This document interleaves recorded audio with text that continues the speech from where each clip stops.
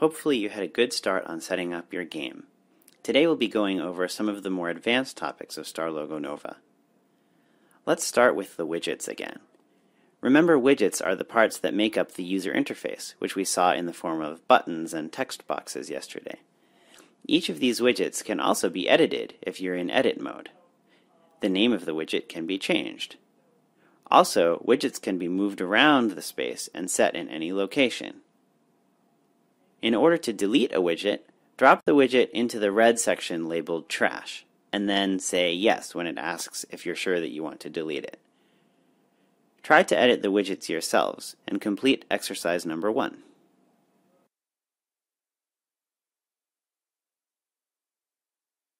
Let's take a look at the data box widget called Clock that displays the clock. What happens when it reaches 30? If you have more than 15 points, the text in the message box becomes "You win," and a "You win" sound clip plays. If you have less than 15 points, the text in the message box becomes "You lose." These are known as conditional statements, which means that something only happens if a certain condition is true. For example, the first condition is if you have more than 15 points. The result is the message displays "You win." This kind of logic is very important for establishing multiple outcomes in your game. If this is kind of confusing, that's alright. Try to complete exercise number 2 and see if that helps to clarify this idea.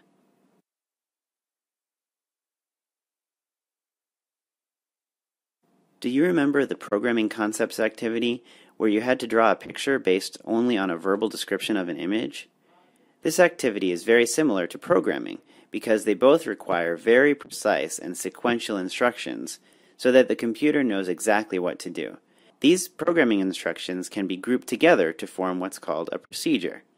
If we look at the player page, which is the shark, then we can see an example of a procedure.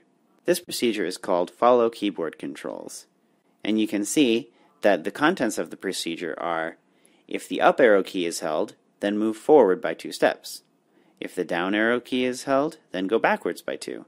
If left, then go left. If right, then go right. And if spacebar is held, then it causes the shark to jump.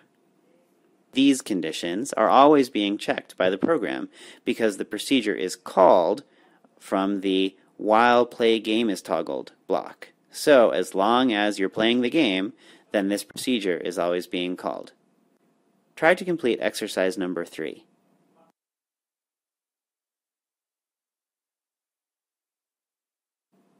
Now let's talk about collisions.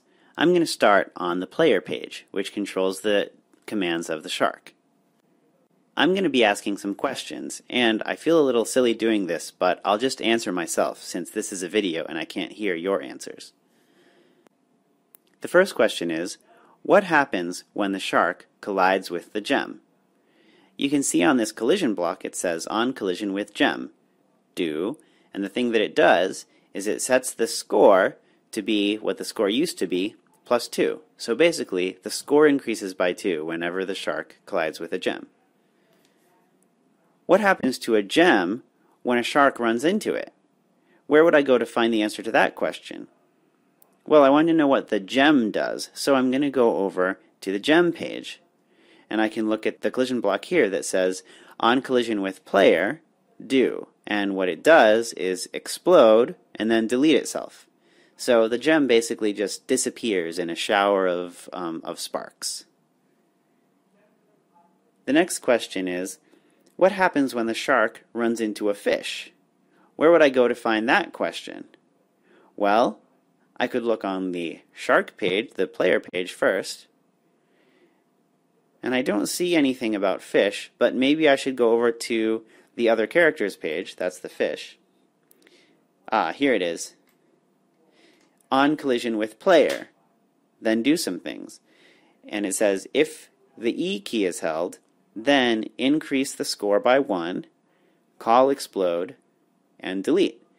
So that basically means that if the player is holding down the E key, then the fish is going to increase the score, it's going to explode, and it's going to delete itself. So again, the fish will disappear in a shower of sparks. Take a minute to look at the different collision blocks in this game. Try to change some of the things. For example, maybe make the gems be worth 3 points, and make eating a fish be worth 2 points.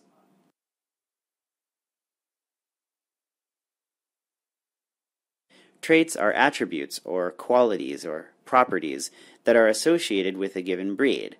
For example, your color, size, shape, position, all of those are examples of traits. These are built-in traits that are easily accessible in the traits drawer. You can click on this block and see what the built-in traits are. However, it's possible to create other traits, such as health or energy. Here's how you do it. First, you go up to Spaceland and click on the Edit Breeds button. Scroll down to Player and click Edit Traits. Then at the bottom, click the Add Traits button. Type in Player Health as the new trait and click OK. Now if you go back to that traits block, you'll see that Player Health is one of the traits that you can choose. If you want to create new traits so that all agents have access to them, you can create a new trait under the Everyone breed. Then everyone will have that trait. This would be useful, for example, if you wanted all of the breeds in this game to have an energy trait. Try to complete exercise number 4.